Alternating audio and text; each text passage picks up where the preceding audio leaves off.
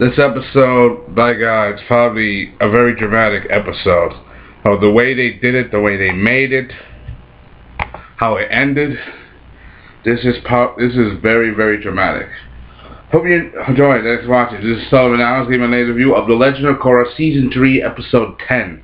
And Long Live the Queen. And this is probably pretty dangerous. It starts off with Korra and Asami. They're on the airship.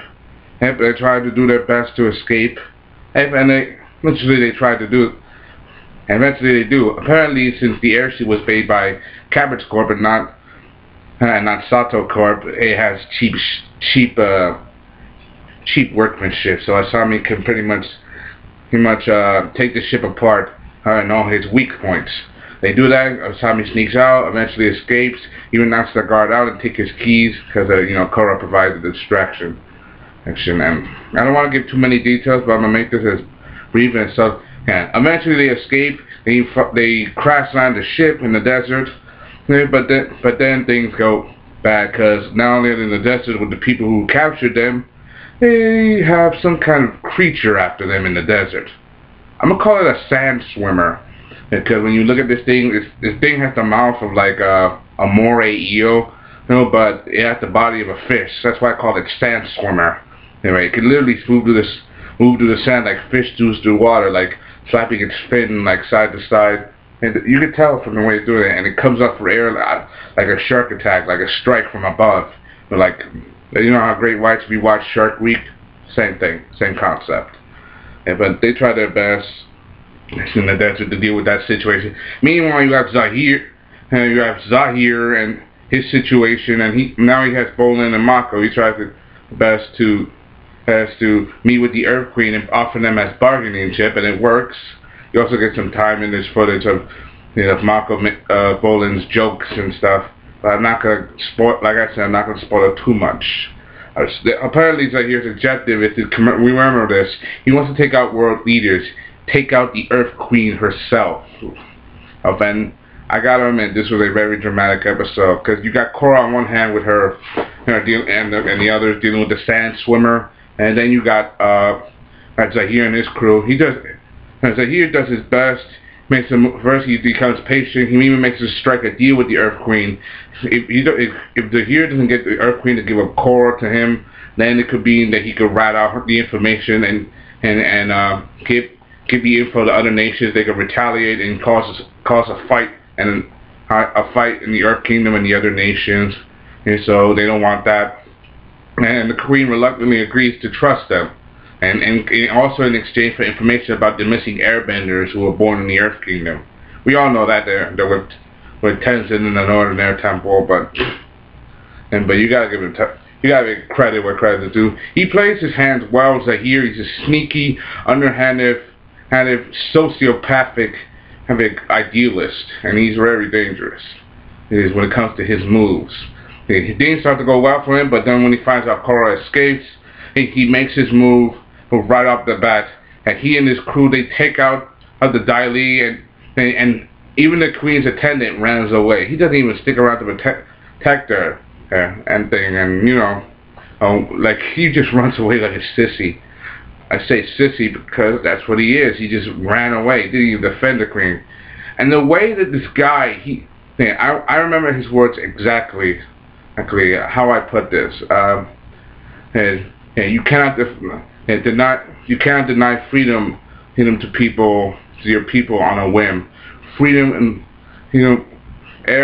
freedom is the same as air, and without air there's only darkness. And the way Zahir said it, he was very believable at what he said. This guy is determined and very dangerous when it comes to his move. And the way he snuffed the Queen out, he literally sucked the air out of her to the point where she couldn't breathe. He literally sucks it out. It comes out. You know how the way in spirit energy when they pour out of the mouth when Unalaq when Unalaq tried to suck the light spirit from Korra, same thing, but he sucks the air. He even makes a bubble of air, just sucking all the vacuum out. This is like the first time we ever see someone die on the Legend of Korra. I mean, hell, in the world of Avatar, we've seen people die and got and to the point of their death. Here's a list. Sokka's girlfriend, the Yue, the moon spirit, died. Aang kind of died, but got brought back a little bit. What else? Brain Teacher. Jet died. God, who else? There's a list of brains. Combustion Man, the first Combustion Man that we saw, died. Yeah. And the way that they snuffed out the queen, like, it would have been more dramatic if you showed the moment when she was grasping, you know, in the Grove, when you're grasping her hair and you reach out, trying to feel like you're trying to grab her. It'd be better if they make her hand fall, like, more dramatic, but they didn't do that. Like, literally, her life is snuffed out.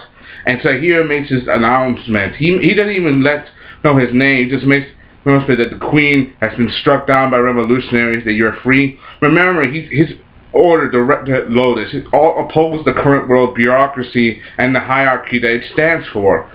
Because the Red Lotus was a part of the White Lotus, who lived in secrecy. But then when the Underyear War ended, they decided to step out of the shadows and serve leaders and protect them. So this led to conflict. One of the White Lotus broke apart and created the Red Lotus, and Zahir eventually he became a member along with Unalaq and thing. But remember, Unalaq is gone, so Zahir and the rest of his crew left. So here, Zahir is very determined. I mean, he already snuffed out one leader. He's gonna keep doing this again.